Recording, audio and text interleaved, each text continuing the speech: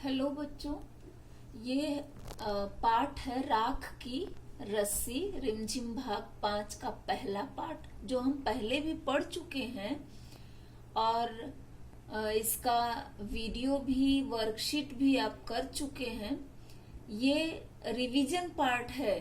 इसमें मैं आपको पूरा पाठ एक बार फिर से रिवाइज करूंगी। आपको कहानी ध्यान से सुनना है और पीछे हमने जो वर्कशीट भेजी थी, अगर उसका हल करना नहीं हुआ होगा तो आपको वापस से करना है और मेरे ईमेल पे भेजना है।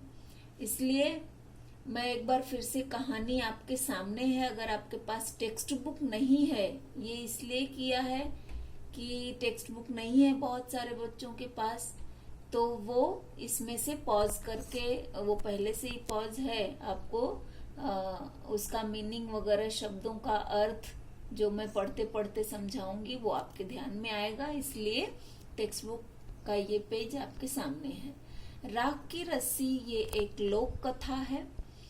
लोक कथा और कथा का अंतर भी मैंने समझाया था। कहानी जो होती है वो किसी घटना पर आधारित होती है, कोई हमें सीख देती है। लेकिन जो लोक कथा होती है वो पीढ़ियों से चली आ रही एक कहावत होती है जो किसी समाज में प्रचलित होती है। ये तिब्बत की लोक कथा है। इसमें सौनग व सैन नाम के एक राजा हैं जो तिब्बत के 32वें राजा हैं और उनके मंत्री थे लोनपो गार। लोनपो गार तिब्बत के 32वें राजा सोनग वसैन गाम्पो के मंत्री थे। वे अपनी चालाकी और हाजिर जवाबी के लिए दूर दूर तक मशहूर थे। हाजिर जवाबी यानी जो तुरंत उत्तर देता है, यानी हर समस्या का, हर परेशानी का जिसके पास उत्तर होता है, जो बहुत चालाक होता है, वो उनके पास ऐसी हाजिर जवाबी होती है। जैसे हम बीरबल के बारे में पढ़ते हैं, तेनालीरामा के बारे में पढ़ते हैं, वो सब चालाक और हाजिर जवाब थे। ठीक उसी तरह ये लोनपो गार भी थे। कोई उनके सामने टिकता न था। चैन से जिंदगी चल रही थी, मगर जब से उनका बेटा बड़ा हुआ था उनके लिए चिंता का विषय बना हुआ था। कारण यह था कि वो बहुत भोला था। होशियारी उसे छूकर भी नहीं गई थी। लोनपो गार ने सोचा, मेरा बेटा बहुत सीधा साधा है, मेरे बाद इसका काम कैसे चलेगा। उनके पास सब कुछ था, बहुत इज्जत थी, बहुत नाम था, लेकिन जब से उनका बेटा बड़ा हो गया था उनके लिए चिंता का कारण बना हुआ था, क्योंकि वो बहुत भोला था। भोला मतलब जिसको दुनियादारी की कोई समझ नहीं होती है। समाज में रहने के लिए सिर्फ किताबी ज्ञान जरूरी नहीं है, बल्कि व्यवहारिक ज्ञान बहुत जरूरी होता है, और वो उनके बेटे में कम थी। इसलिए उन्हें चिंता थी कि उनके बाद उसका काम कैसे चलेगा। एक दिन लोनपो गार ने अपने बेटे को 100 भेड़ें देते हुए कहा, तुम इन्हें लेकर शहर जाओ, मगर इन्हें मारना या बेचना नहीं, इन्हें वापस लाना है 100 जौ के बोरों के साथ, वरना मैं तुम्हें घर में घुसने नहीं दूंगा। जौ के बोरे, 100 बोरे जौ। जौ भी एक अनाज है, गेहूं जैसा ही अनाज है। जौ भी गेहूं के जैसे ही, उसका भी आटा पिसाया जाता है, रोटी बनती है, सत्तू बनता है, या उसको भूनकर भी खाया जाता है। तो इस तरह से वो उन्होंने कहा कि 100 भेड़ लेकर जाना है और उन्हें मारना बेचना नहीं है, और बदले में 100 जौ के बोरे खरीद कर ले आना है। अब देखें वो कैसे कर पाता है। लोनपो गार का बेटा शहर तो पहुंच गया, मगर इतने 100 जौ के बोरे खरीदने के लिए उसके पास पैसे तो थे नहीं। वो बैठ गया चिंता में सड़क के किनारे। तभी उसे एक लड़की दिखाई दी। वो उसके सामने आई और उसने दुखी लड़के से पूछा कि तुम इतने दुखी क्यों हो। लोनपो गार के बेटे ने सारा हाल कह सुनाया। तो उस लड़की ने कहा कि ये तो बहुत आसान सी बात है, इसमें इतना परेशान होने जैसी क्या बात है, मैं अभी इस समस्या का हल निकाल देती हूँ। तो लड़की ने क्या हल निकाला होगा पता है आपको? लड़की ने तुरंत कहा कि भेड़ के बाल बेच दो काट कर, और उससे जो पैसे मिलेंगे उससे 100 जौ के बोरे खरीद कर अपने घर वापस चले जाओ। दूसरे पेज पर दिया है कि तुरंत लड़के ने लड़की की बात मानी और उसने बाजार में जाकर भेड़ों के बाल बेच दिए और जो पैसे मिले उससे बोरे जौ के खरीद कर वो अपने घर को चला गया। लेकिन वो इतना भोला था, उसके भोलेपन की हद ये कि उसने जाकर खुशी खुशी अपने पिताजी को सब बता दिया। आप बीती जो भी उसके ऊपर गुजरी थी शहर में कि एक लड़की मिली, उसने उपाय बताया, सारी बात सही से उसने अपने पिताजी को बता दिया। लेकिन पिताजी इस बात से खुश नहीं हुए। क्यों खुश नहीं हुए होंगे? क्योंकि वो चाहते थे कि इस समस्या का समाधान, हल उनका बेटा खुद अपने दिमाग से निकाले। लेकिन उसने लड़की की मदद ली, इसलिए उन्हें वो बात पसंद नहीं आई और उन्होंने कहा कि पिछली बार तुमने जो भेड़ों के बाल उतार कर बेचे वो मुझे अच्छा नहीं लगा, तुम इस बार फिर से एक बार 100 भेड़ों को लेकर जाओ और वापस से 100 जौ के बोरे लेकर आना। इस बार भी उन्हें मारना या बेचना नहीं है। फिर से एक बार उनका बेटा शहर चला गया और ठीक उसी जगह जाकर बैठ गया। न जाने क्यों उसको लग रहा था कि लड़की आएगी और उसकी मदद भी जरूर करेगी, और सचमुच वैसा हुआ। लड़की आ गई, उसने अपनी समस्या उस लड़की से कह सुनाई तो लड़की ने कहा कि ये तो बहुत अच्छी बात है, इसका भी उपाय मैं निकाल देती हूँ।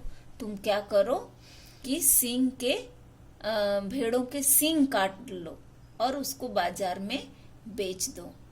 और इस तरह से उसने ये समस्या का हल निकाल दिया। ठीक वैसा ही किया लड़के ने। अब आपके सामने प्रश्न ये है कि भेड़ों के बाल और भेड़ों के सींग का वो करते क्या होंगे? भेड़ों के बाल का क्या बनता है आपको पता है?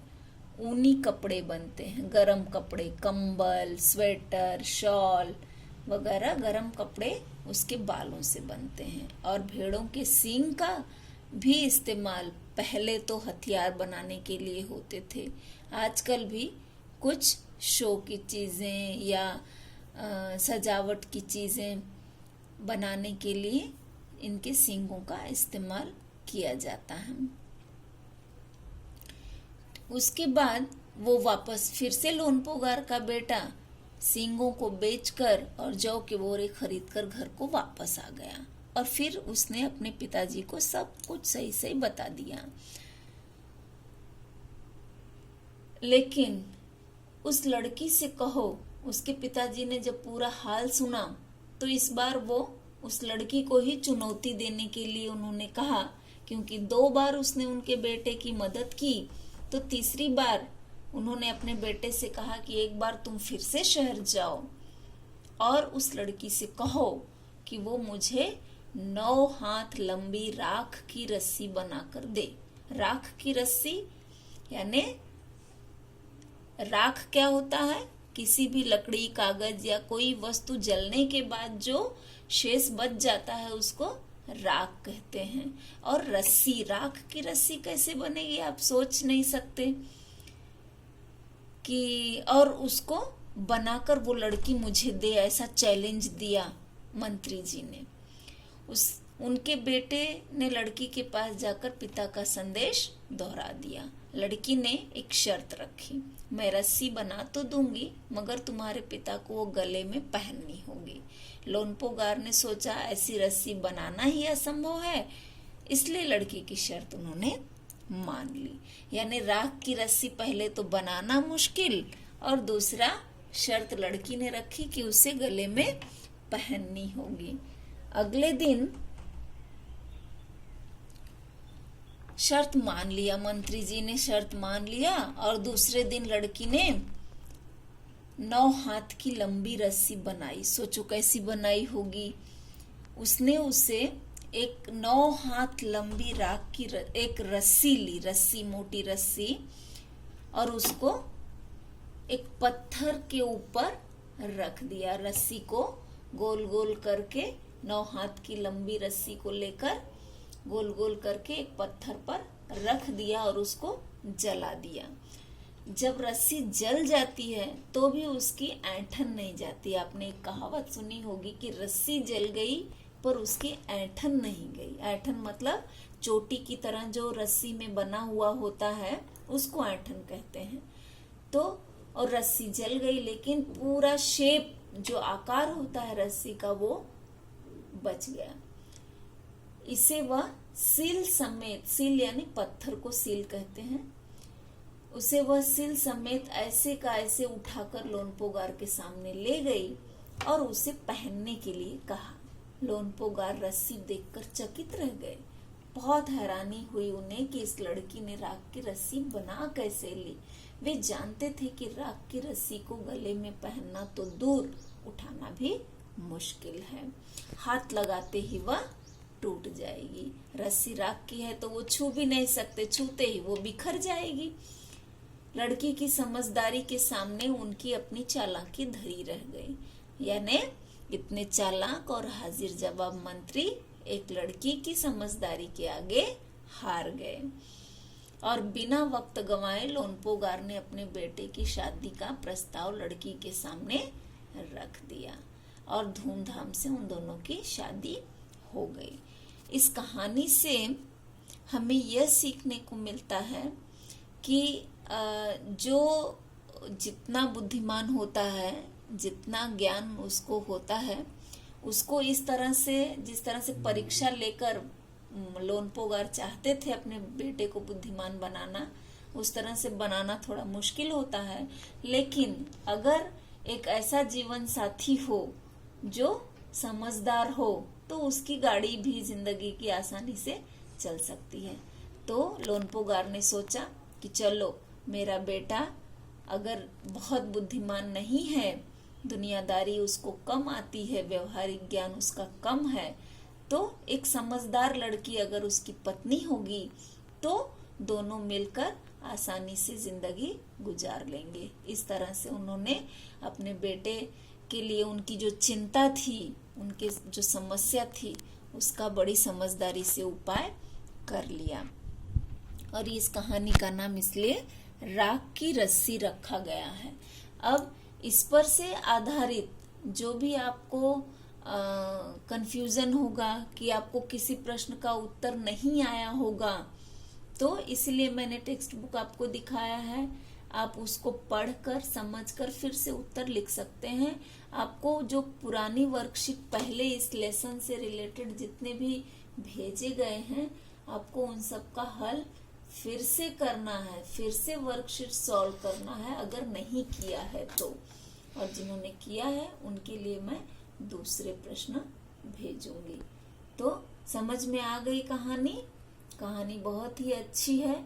इसका यूट्यूब का जो लिंक है वो भी मैंने इसके पहले भेजा था, वो भी आप देख सकते हैं और समझकर प्रश्नों के उत्तर लिख सकते हैं। ठीक है, ओके।